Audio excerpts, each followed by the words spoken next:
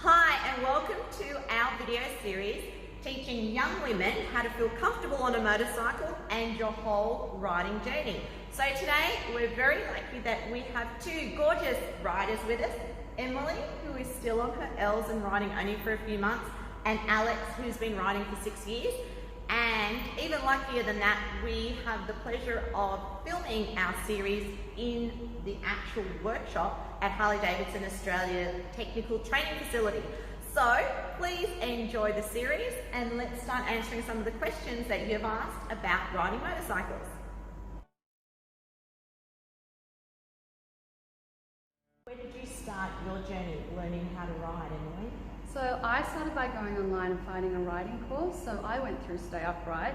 They have a lot of information online on what courses you need to do. So it's a 2-day practical course. They're 2 half days and you don't need to have any experience whatsoever. So when I rocked up, I had no idea what I was doing. They provided the gear and all the information that I needed, and then you do a practical course. So you don't need to turn up to the course with a bike? No, they provide the bike, helmets, and the gear. Oh, and everything? Helmet, gloves, everything. Was it the same when you learned 6 years ago? It was, yep. So I rode again through Stay Upright, and it sounds like nothing much has changed, which means that they're definitely onto a good thing. Yes. So again, no experience whatsoever. I went with a couple of housemates. Yeah. We all just decided we wanted to get our motorcycle license, and we had no idea. Yeah. But they took us through absolutely everything. Is it the theory test you do first, or do you do the practical test? So you start by doing the practical test. So on the second day of the course, they'll assess your abilities just to make sure that you've got the hang of it. And then you go into the RMS, depending on which state you're in, and you do a theory component. Oh, so you do practical first? Yes. Practical first, yep. Then theory. Okay, so say I've got my L's, I'm all excited. What gear do I need? What do I need? Helmet, obviously.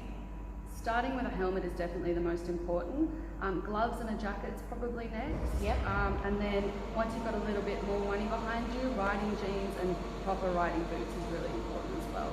And can you ride without owning a motorcycle? Because, you know, like with a car, you get a lot of experience just by everyone wanting to live somewhere. So you've got a driver with you. You're on your own on a bike.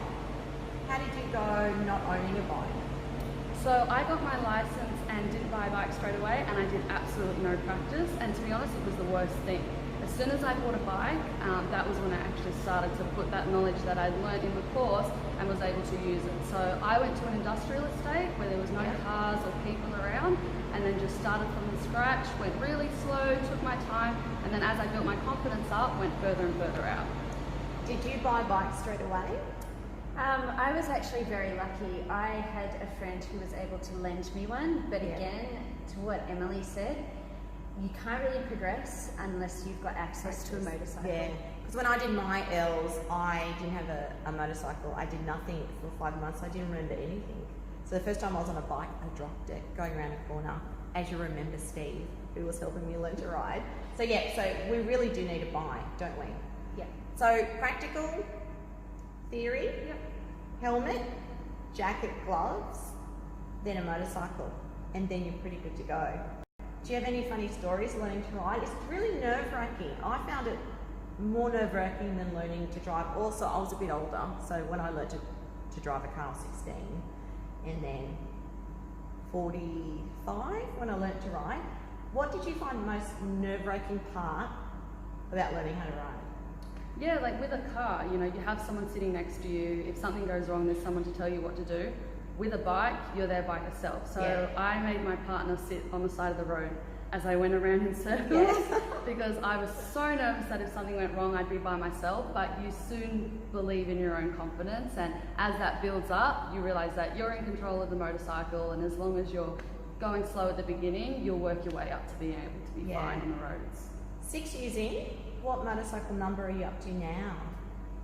That's a good question. I think it's number 4. Number 4? Yeah. Do you keep the other ones or do you upgrade? Oh, I wish. No, I've upgraded every time. So I started off with a naked style bike, then I went to a cruiser, then I went to a sports bike, and then back to a cruiser.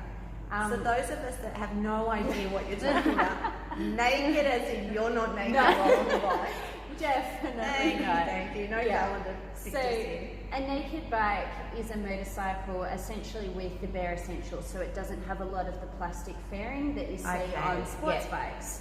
A cruiser is, I mean, most people would picture a Harley-Davidson because it's a traditional kind of cruiser style bike. And a sports bike, of course, everyone knows as well. Yes. So the reason I jumped around was I was trying to find the right bike for my riding style. And it turns out that my riding style, I like it a little bit more relaxed, and that was the cruiser. Okay, so that's how you chose. You're still very new at this. How did you choose your bike? So before I even started riding, I sat on different types of bikes. Yeah. So for me, I found a cruiser position was the most comfortable, and I could picture myself riding for a long time. For instance, when I hopped on a sports bike, immediately my back didn't feel good and I didn't feel comfortable on it. So I would definitely recommend, before you even start riding, sit on different types. Even if you can't ride them, you'll be able to tell what's comfortable for you. And for those that are a little bit nervous still, do you recommend trying being a pillion, which just means being on the back? Yeah, definitely. I mean, my first experience on motorcycles was on the back. Just gives you a feel for it, and you feel a lot more confident when you're on a bike because you know what to expect from the ride. And you're still on yours, so you can't, but do you take passengers? I have before.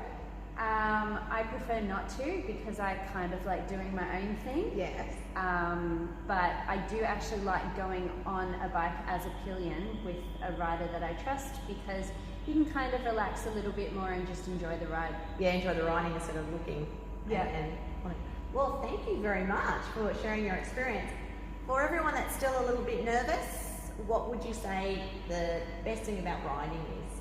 The freedom, you know, it's just you and the bike, and it's an amazing feeling. It's definitely something you can't describe until you get on it and experience it yourself. Alex? Yeah, it just, for me, it's very much a mental thing. When you're on a motorcycle, because you actually have to concentrate quite a lot, you are completely in the present. Yeah. And I really love that. Well, thanks so much, and we look forward to answering any comments or questions that people have on learning how to ride. Thanks, girls. Thank you.